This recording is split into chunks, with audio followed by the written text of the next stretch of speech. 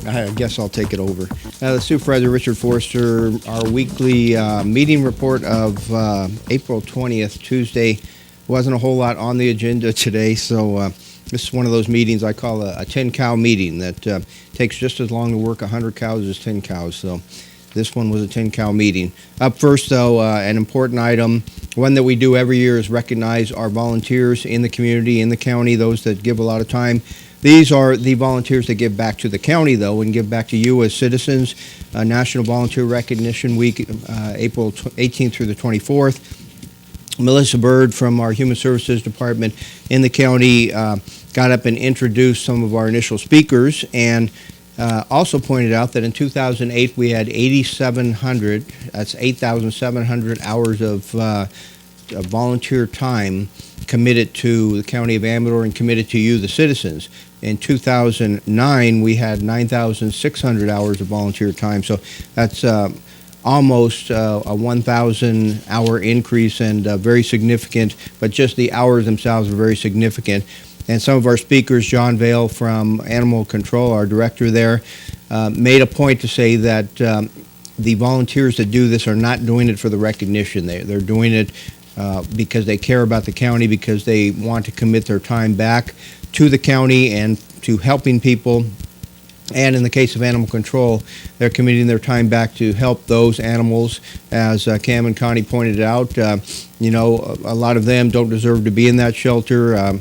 No choice of their own, but we have the chance to adopt them, and they're more adoptable because our volunteers go in, take the animals out, the dogs, the cats, and walk them, play with them, work with the people that come in to adopt those animals, along with APAL, our other group that is a mainstay at the animal shelter, and we don't know what we do without them either. So other areas that we have volunteer help, Laura Einstetter from the library, our head librarian, pointed out the volunteers from her area that come in and work with children, work with adults. Martin Ryan, our sheriff, has several people, I believe 4 or 5 people that come into the sheriff's department, commit a huge amount of hours. And these, one of the people I saw at the award ceremony yesterday were a couple, a senior couple that comes in and just does a tremendous amount of work for the Sheriff's Department. Leanne McIntyre, our Public Services Director for the county, recognized people that come in and help with the archives area and other areas. And then Lori Jagoda, our Public Health Nurse, pointed out a lot of the people that come in and help there.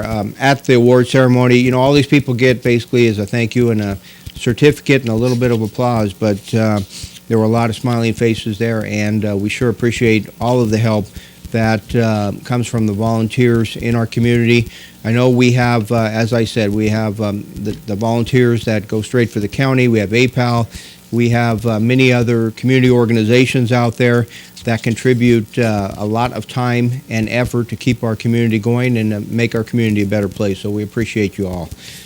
Next up on the agenda, we had an Executive Management Council report. This is a new council that is being, has been, I guess, formed at this point, going through the city councils and the board of supervisors for recognition that it is a worthwhile endeavor.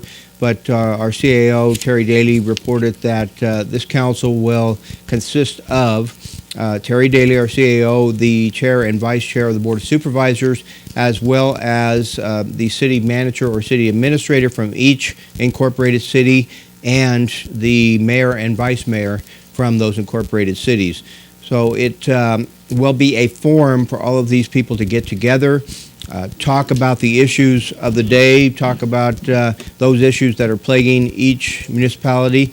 Budget may be one of them, but when you talk about those issues, we hope they bring back the information to our boards as to what we can do about it, how we can better work together. There are a lot of areas where counties and cities can work together, consolidate, gather our resources, and find a better way to do it, find a better way to get around some of these budget issues. You know, you just heard today in the news that the housing foreclosures are down. Well, they're not down a whole lot, and we have a lot longer to go through of tough times in our county and our state and our nation, and with the new regulations being passed, that does not help either. So it looks like we need to bond together, and that's kind of what this is about, looking at budgets, economic development within our communities, infrastructure planning like water and wastewater, and fire and consolidation, other issues like that are giving us a hard time. Consolidation doesn't appear to be on the horizon right now, but we need to keep talking about these issues, try and work it out, as well as other public service items that come up. And the main thing about this is to foster that communication between the agencies. One item that Leroy Carlin, one of our guests weekly that comes up under public comment, brought up the sphere of influence.